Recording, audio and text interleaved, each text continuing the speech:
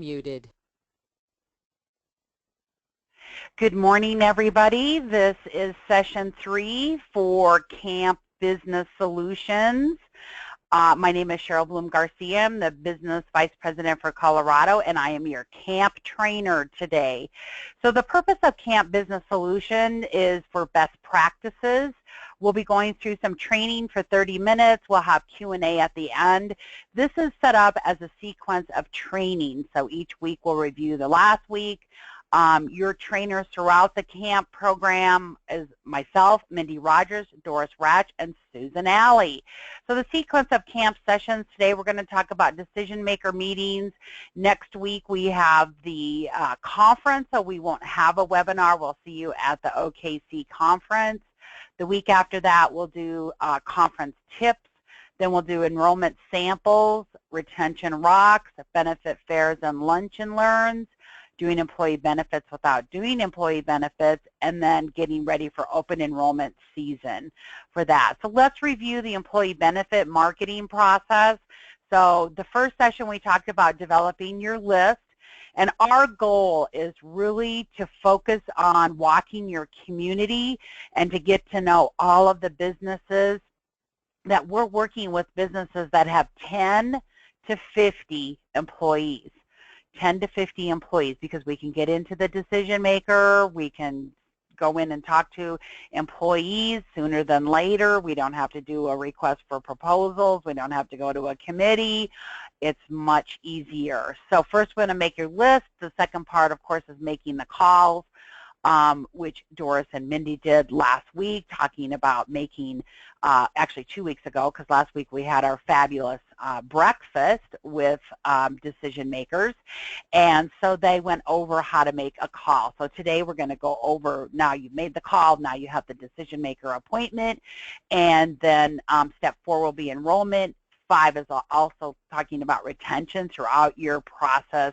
What is your process and what is your follow-up? Now your follow-up system is through everything. So we'll come back to the examples at the end for that. So there really are 5 daily activities that when we're in the B2B market, what we're doing every day.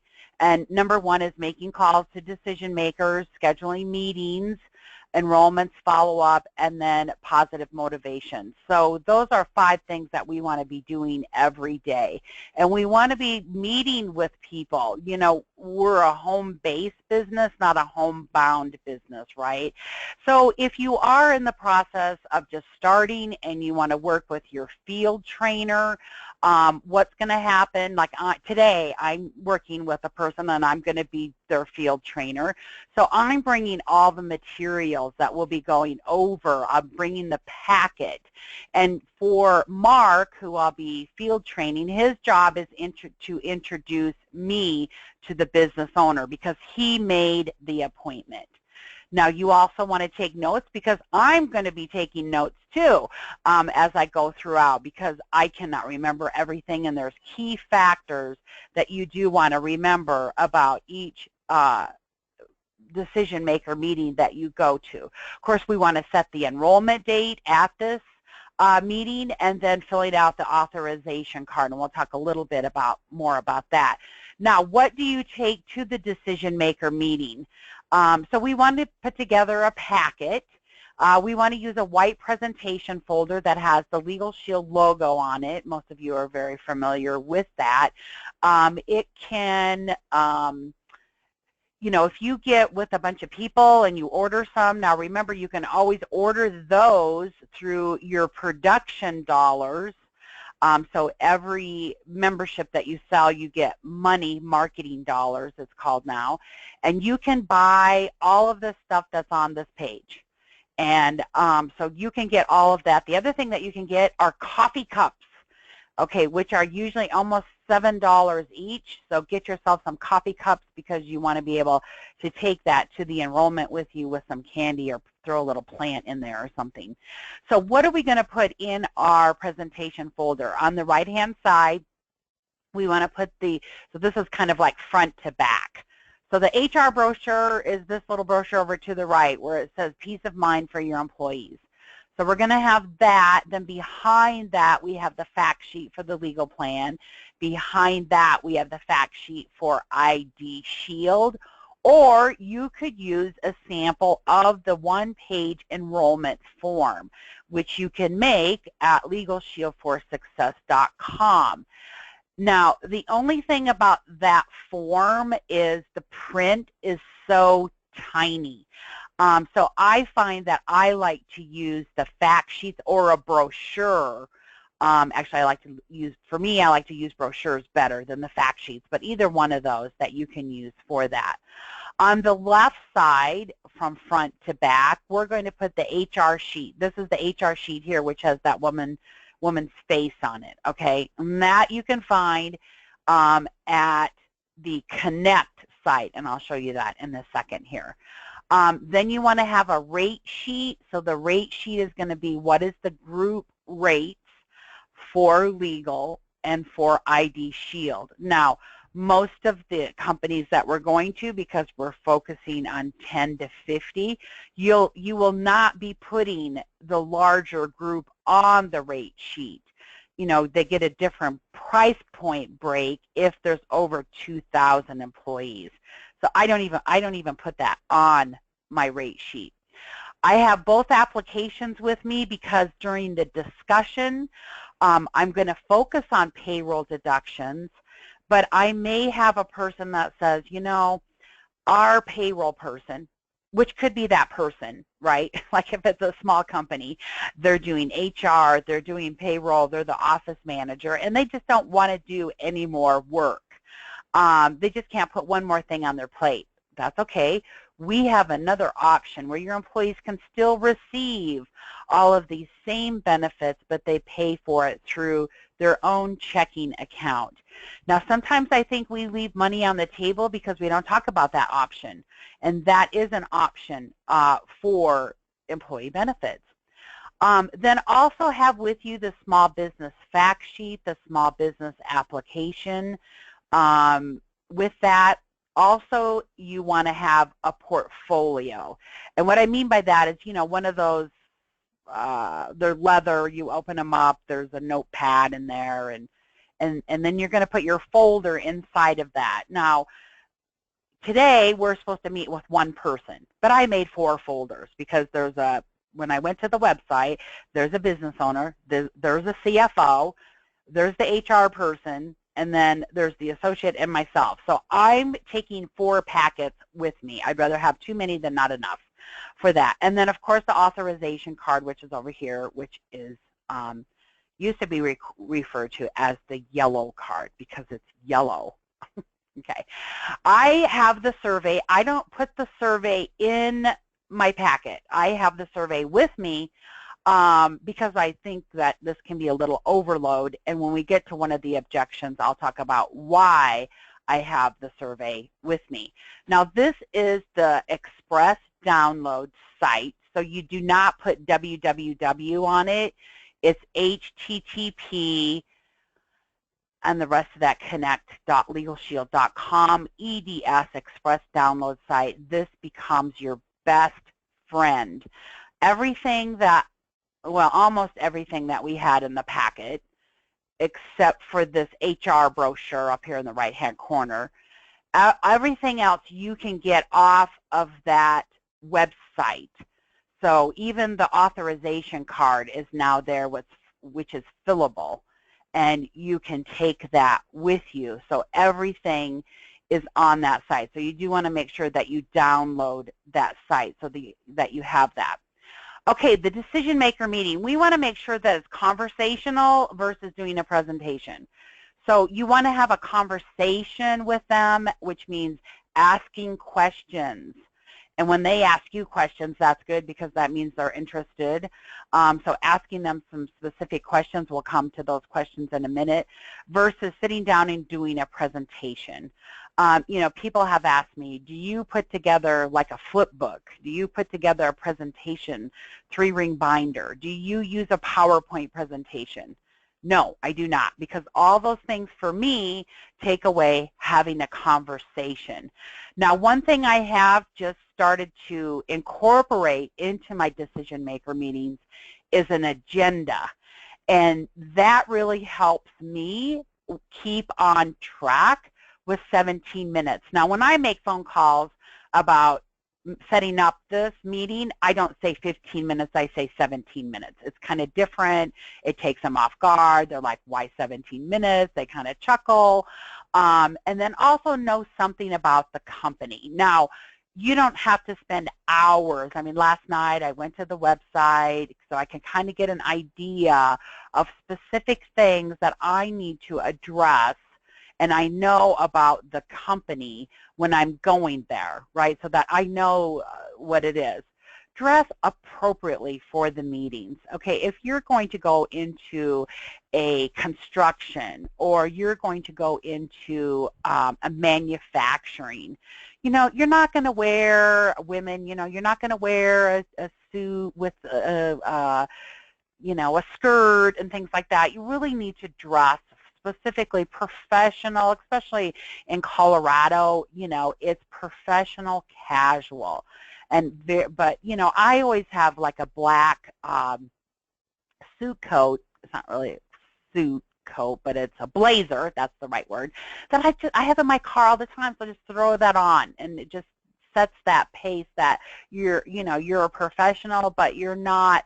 And jewelry is another thing. You know, don't be wearing lots of jewelry for that, because that takes away from them really focusing on that. So men, you have it easy, you know, nice slacks and a Legal Shield shirt. Okay, so you can do that. And women too, they have nice Legal Shield shirts for that. So dress appropriately. Introduce yourself to the decision maker. We talked about that. Take notes. Track the interaction. And what I mean by that is, you know, if somebody is looking at their computer while you are having your meeting, you're kind of tracking that, right? You're not really connecting with them, or they're answering the call, or they're looking at their cell phone. And sometimes I like it better when we go to a conference room. Like if they say, we're just going to go meet at the conference room. I like that a lot better for that. Now, in that situation, I always have extra pens in my purse, so that if we go to a conference room and I'm going to be going through this packet, so I'm not going to just give them the packet. I'm going to go through the packet with them, and then they can take notes and do that. And remember, follow up, follow up, follow up. We've got to put that into our calendar. What is the follow-up? Okay, this is what I've just started doing a couple weeks ago. On our Monday morning call for B2B, the training with Ken, he talked about taking an agenda, and I thought, wow, that is really a great idea. So this is it's very simple. It doesn't have to be very complex, but it really helps you stay on track for what you're going to be presenting. So what I did is I made a Word document, and I put the Business Solutions logo at the top, and I put agenda for the ABC company, July 7th, and then I put these bullets there. And because the plan rates, I didn't put that, I didn't spell that out because I have a separate rate sheet because I don't know their payroll. You know, the rate sheet has the different payroll, so I can be going through that. Are they paid weekly, 24, 26? Are they paid monthly, so that you can do that? And then a little thing about protecting the business, and I put in parentheses if it's 99 employees or less. Implementation, so we're assuming that's what we're doing under the next steps. That's kind of part of that implementation is the employee presentation, the rollout, when we're going to do it, and get the authorization card signed, because now you can send that in without your 5 applications. So your authorization card you can scan and send in to corporate, so that that's held for you for 60 days, okay? which is great because now you don't, like let's say it's toward the end of the month, they can at least call and verify that the company information, you were there, their payroll. And so if your enrollment, for example, is July 28th, and you're in a company of 20 and you get 10 apps, and you do it in the morning, and then you're scanning stuff that afternoon, they're not going to get it until probably the next day. So now you can send this in because you're going to have effective date, you're going to have an enrollment date on there, so that they can do that sooner than later, and then that you'll have that. So that's new. That was just announced on Monday. So again, I think most of this we already went through on that slide. Beginning the decision maker meeting, we want to thank them for taking time out of their day. We agreed for 17 minutes. So my information that I have to share is 17 minutes. And so, with questions, you can ask along the way, or you can wait till the end. Once again, I want to make this a very, very conversational, right, that we're doing that. Would like to learn more about your company. I saw on your website that, you do this. Or I saw on your website. So they know that you did something, that you actually looked up their company. Or I saw that your company started in 1985 and you're a Colorado company. I love working with Colorado companies. How long have you been here? So you can start talking to them about themselves and about their company, because they love to talk about themselves or their company for that. All right, so you learned a little bit more about them, and then today I'd like to share how Legal Shield can benefit your business. Okay, so depending on who you are talking to is going to be the focus. And what I mean about that is if you're meeting with the owner, you're meeting with the CFO, you have to think about this person that you're meeting with, what is keeping that person up at night? Are you meeting with the office manager? Are you meeting with the HR person? So if you're meeting with the business owner, as an example, you want to be specific about numbers, money, because that's what keeps them up at night, is money and production. If you're meeting with an HR person is usually more concerned about the employees, how they can bring in more benefits to the employees, how they can help the employees, which then, of course, again, helps the organization. So think about the person that you're meeting with and be prepared to think about taking those tools that we talked about in your packet, because each of them have both of those topics as far as money, as far as production, and some of the questions you'll see that we can just incorporate that into that.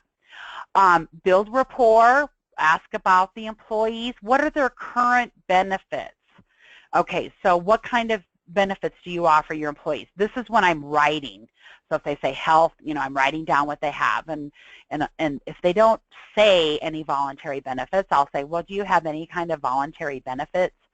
And they'll kind of look at you if they don't have any, and I'll say, well, like AFLAC. Do you offer anything that's outside of the health? Do you have, depending on the size of the company, if it's a larger company, I'll say, like pet insurance. Do you have dental insurance? So you can kind of get away thinking about their company. Or they'll say, yeah, we have that. So let's say that they have Colonial, which of course is like AFLAC, but Colonial, will say it's better. And so Colonial, and then you want to ask them, well, how is that working for your employees? How many employees participated? How did you roll that out? So whenever they say they have a voluntary benefit, start asking them questions about that, because now you can start figuring what works with their employees, so you can think about implementation. Now, a key factor to remember is that we're not pre-tax.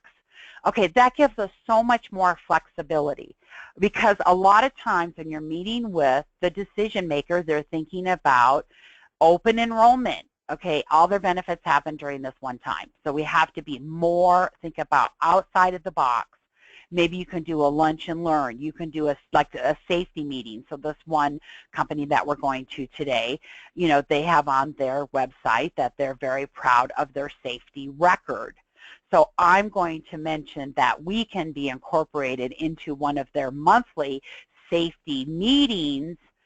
So they're not having a special meeting. There's no additional cost to bring your employees together, and then there's no additional cost when you bring this into the employees because the employees are paying for it. Now, there are some other options along the way if the employee wants to, if the employer wants to fringe or pay for the ID Shield, which they could have some tax benefits and the employees could have some tax benefits on that. So what is the level of participation with the voluntary benefits, and how is the benefit enrollment handled? How do people find out? So now we want to find out about their communication to their employees. If it's a manufacturing company, a lot of times they don't have a lot of emails, right? They're not using email. So how do they communicate to those employees for that? Here's some other key questions to ask. Have you had an employee take time off from work?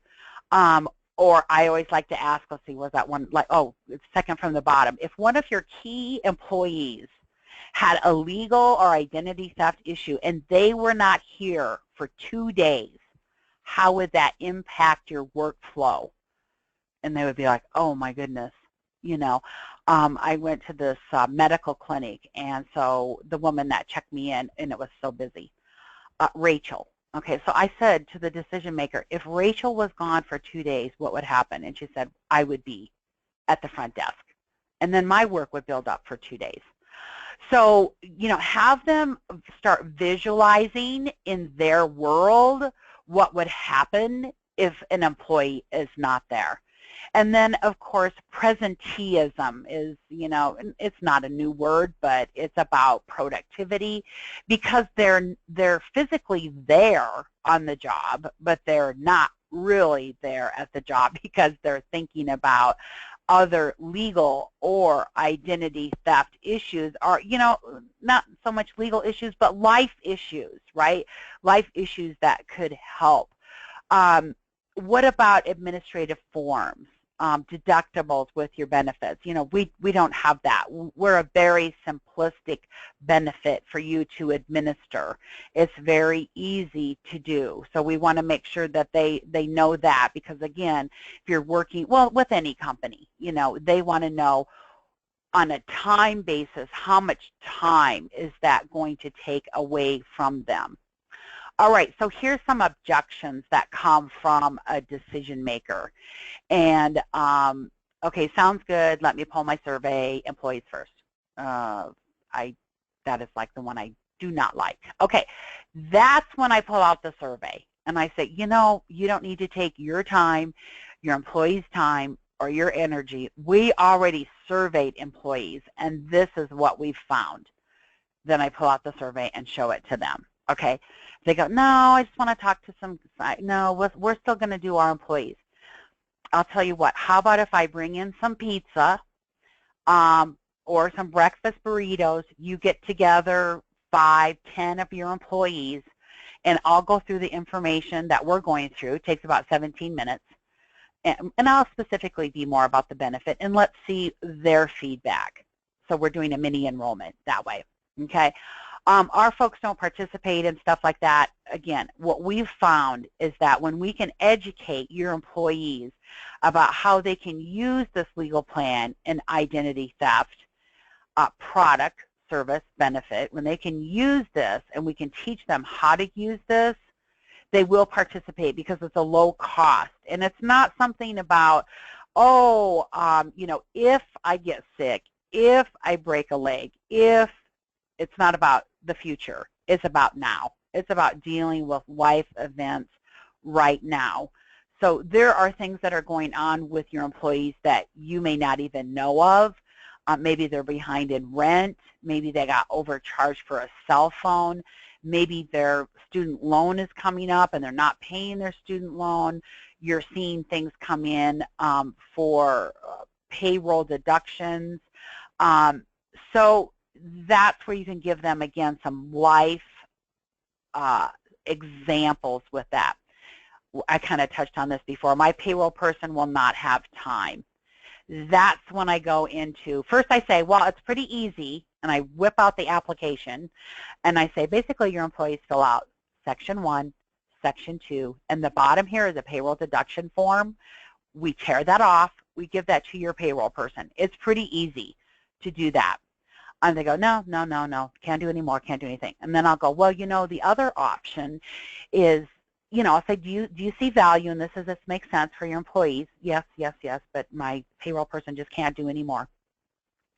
Okay, well, let's roll this out, but your employees can decide, and your employees can pay for it through a checking account. How's that sound? Does that sound good? Yes, okay. Then I show them the other application. So I say, again, they fill out Section 1, Section 2, and the last part here is they pay for it through their own checking account or credit card. But I really focus on checking account. I use checking account in my presentation. I'd say checking account. Whenever I'm enrolling somebody with that, I'll say, you know, let's go with your checking account. All I need is your account number here. Because sometimes when you're doing the enrollment, of course, they don't have their checkbook with them. So we just need, and a lot of people know their account information, but the transit number, you can always call it public information. So follow up, follow up, follow up. We need to be persistent, professional, set a date for the follow-up. When you're there, get out your calendar, go to your phone, make sure your phone's charged. I've been in a situation where my calendar's on my phone. I go to look at my calendar and, oh goodness, my phone is dead. Okay, that didn't really help me, but was still able to do that. But if you can go right to the calendar and say, and book that, we really want to book the enrollment is really what we want to do. That is our goal when we walk out of there, is that we can do that,